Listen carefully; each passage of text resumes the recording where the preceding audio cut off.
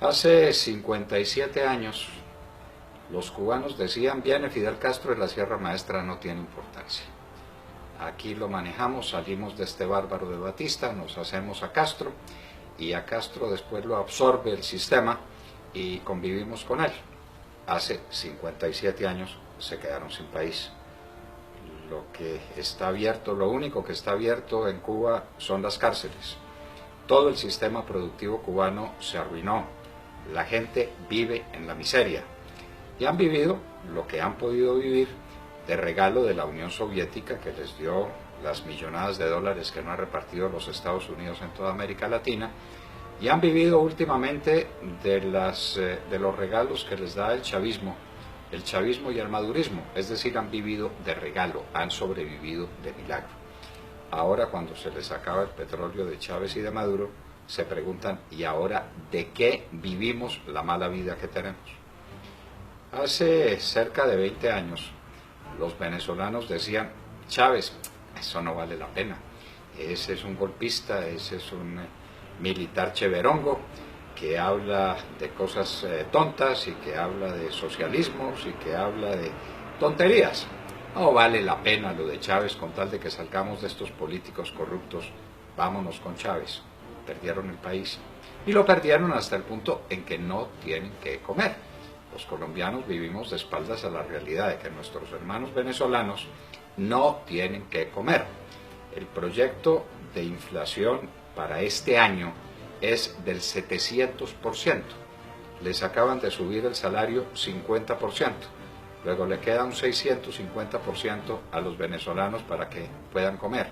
Pero tienen un problemita, y es que, siendo tan altos los precios, van a los supermercados y no encuentran las cosas, porque el aparato productivo lo arruinaron, porque el campo lo destruyeron, porque no tienen con qué importar alimentos, y eso en el país más rico de América y uno de los más ricos del mundo, que es Venezuela. Los colombianos estamos jugando el mismo juego, el de los cubanos hace 57 años, el de los venezolanos hace 20, esto de que vienen las FARC y de que Juan Manuel Santos les está entregando el país y que va a haber distintas zonas de la nación entregadas a la guerrilla de las FARC. En fin, ahí vemos cómo nos vamos a batir. Los empresarios juegan el juego insensato que jugaron, por ejemplo, los empresarios con Hitler. Les parecía cheverongo Hitler porque les daba dinero a ganar, porque se apoyaba en ellos, y después pagaron con sangre, con dolor, con lágrimas el desvío que cometieron. Así son las cosas. Estamos hablando de una tragedia que no existe. No, la tragedia sí existe.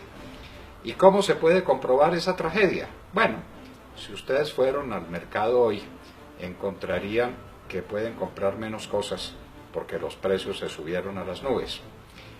Si ustedes van a pagar impuestos, se dan cuenta de que el salario se les va pagando impuestos. Si ustedes tienen un carrito, se dan cuenta que no pueden mantener el carrito. Colombia está descuadernada, como diría en algún momento Carlos Lleras Restrepo, y el país está al borde de la quiebra. O está en la quiebra mismo. Las empresas del país no valen nada. Por ahí dijo el presidente Santos, alias Juanpa, que no vendería Ecopetrol. Pues no va a vender Ecopetrol porque no hay quien se lo compre. Ecopetrol no vale un peso. Hace 5 años Ecopetrol tenía un valor de cerca de 210 billones de pesos. Hoy no vale nada. Quebraron Ecopetrol, regalaron a Isagen.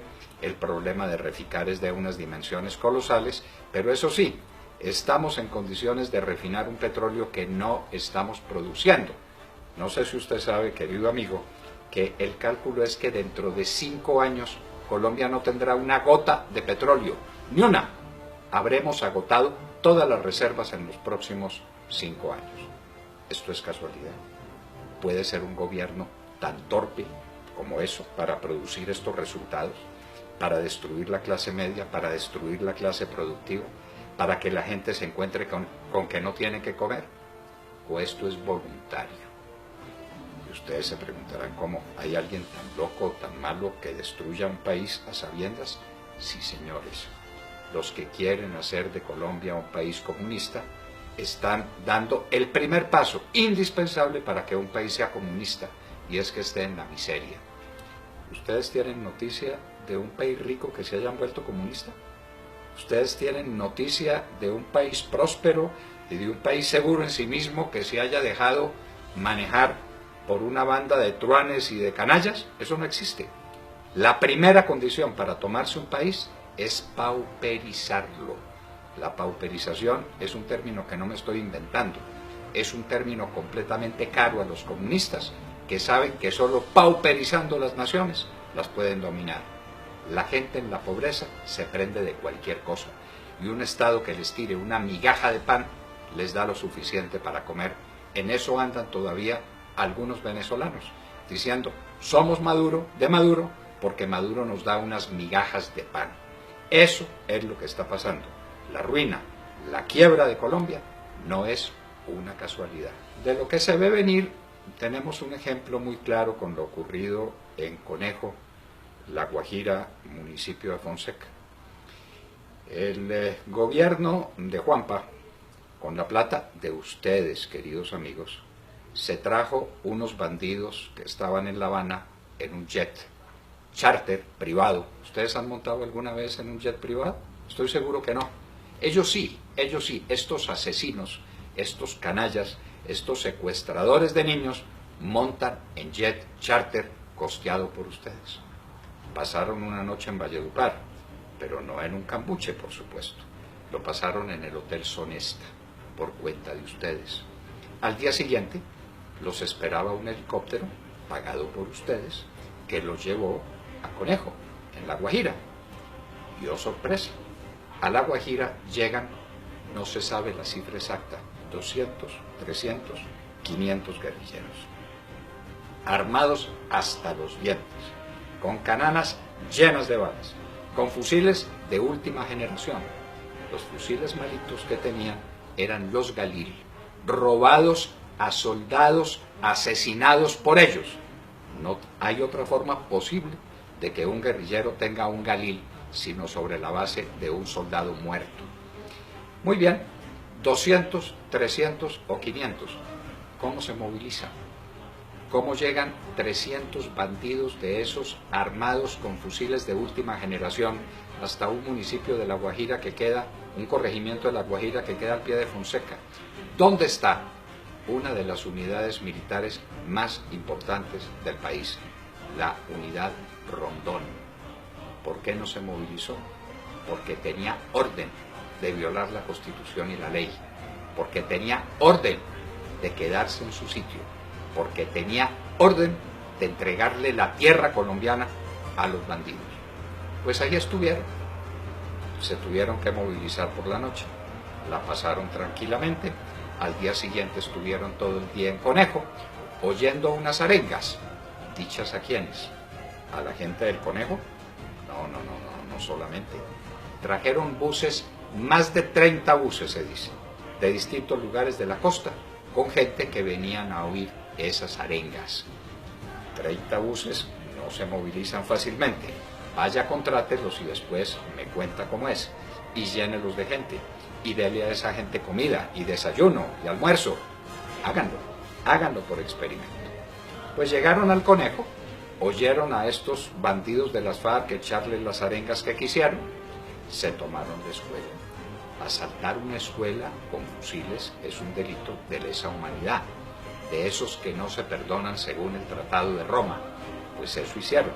Como tenían hambre, llegaron a la finca de un vecino y le mataron 10 novillos. Pues no importa, 10 novillos, no son ustedes los dueños de los novillos. No nos duele el dueño de esa finca que fue de esa manera expoliado. Pasaron todo el día. Dueños y señores del pueblo, dueños y señores de la situación. Al final, en carros muy lujosos, en 4x4, como se dice de esas camionetas, emprendieron el camino. ¿Con qué rumbo? Nadie sabe. ¿A qué distancia? Nadie sabe. Hay una cosa que sí sabemos, y es que el ejército tenía orden de abrirles paso. El ejército de Colombia, nuestro glorioso ejército, comprometido en un acto de violación a la ley y a la Constitución, porque los despejes están absolutamente prohibidos y porque la orden de los militares es atacar a bandidos armados donde quieran que los vean. Así pues, que en Conejo se dieron todas estas circunstancias, concentraciones inmensas de gente, los bandidos de las FARC hablándole a una población atónita que veía ante sus ojos que eso no era de ellos, que la tierra de ellos era de los guerrilleros, que les estaban advirtiendo: de aquí en adelante ustedes son de nosotros. ¿Pasó eso solamente en el Conejo? No, pasó en 5 lugares distintos del país: en el Caquetá, en Putumayo, en el Meta. Solo que en Conejo los pillaron. Y una vez que los pillaron, salió Juanpa Santos, el presidente, que tenemos por desgracia, a decir: las FARC abusaron de nuestra credulidad. ¿Sí? ¿Quién los trajo en jet? ¿Sí? ¿Quién los albergó en un hotel de 5 estrellas? ¿Sí? ¿Quién se los llevó en helicóptero? ¿Sí? ¿Quién los tuvo días perdidos sin que nadie sepa dónde más estuvieron? ¿Dónde más cometieron atropellos? ¿Dónde más se comunicaron con grupos armados para lo que se viene, que es el dominio total del territorio nacional? De La Habana va a salir un acuerdo, dice, una convención, donde les van a entregar un número de territorios que nadie sabe cuánto es. A juzgar por los que van a venir a verificar el proceso, son por lo menos 18 lugares del país. No son 18 conejos, son mucho más grandes que esos 18 conejos. Nadie los quiere recibir. Ya dijeron los del Casanare que no los reciben. Ya los de Antioquia están en pie de lucha. ¿Quién quiere recibir a esos bandidos, a esos asesinos? Nadie.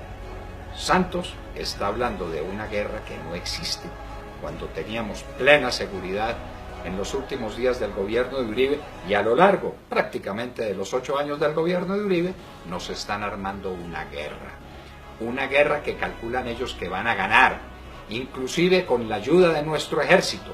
Ellos calculan que nuestro ejército se va a unir a los bandidos. Lo que sigue, señores, es la esclavitud, la pobreza y el hambre. Ante estos acontecimientos dramáticos, ante estos hechos trágicos, el ciudadano del común, usted que me está viendo, me está oyendo, se pregunta: ¿yo qué puedo hacer? No puedo hacer nada. Sí podemos hacer. Si aquí se descubre que hay una fuerza nacional, si aquí se descubre que hay un país que no se quiere entregar, las cosas van a cambiar. La condición para que se instaure una tiranía es que hay un pueblo que se entrega sin luchar. ¿Y cómo la lucha? No los estamos invitando a actos heroicos ni a que tomen signos trágicos de la vida. Algo muy sencillo. El 2 de abril vamos a salir a marchar para decir que no estamos de acuerdo con el empobrecimiento del pueblo, con el manejo de la economía, con la carestía de la vida, con la quiebra de Ecopetrol, con la quiebra de Isagen, con la quiebra de Reficar, con los 4.000 millones de dólares que se robaron allá, con todos los acontecimientos que se están desarrollando que hacen que la vida de ustedes sea muy complicada. No se les olvide, los hijos de ustedes, los sobrinos de ustedes, los jóvenes, tienen una maleta lista para irse a cualquier parte. Prefieren irse a cualquier parte que quedarse en Colombia. ¿Qué podemos hacer? Les repito, darle a conocer a este gobierno y al mundo que no nos vamos a entregar. El 2 de abril habrá una marcha. Está convocada por el Centro Democrático, pero no es del Centro Democrático, no es de nadie. Realmente quienes invitan son esos anónimos colombianos que desde las redes sociales le dicen al otro: venga, caminemos. Caminemos porque no estamos de acuerdo. Caminemos porque no queremos vivir en una tiranía. Caminemos porque no queremos que los peores asesinos del continente en la historia, que son los miembros de las FARC, gobiernen a Colombia. Caminemos el 2 de abril.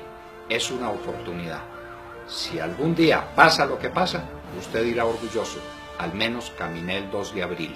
Si usted no sale el 2 de abril a la calle, se dirá para usted mismo y para siempre y para sus hijos: tuve la cobardía de no salir el 2 de abril a caminar. Caminemos con alegría, caminemos con fe, pero digámosle al mundo que Colombia no es una tierra apta para los tiranos y que Colombia no será, como no ha querido nunca serlo, un país comunista.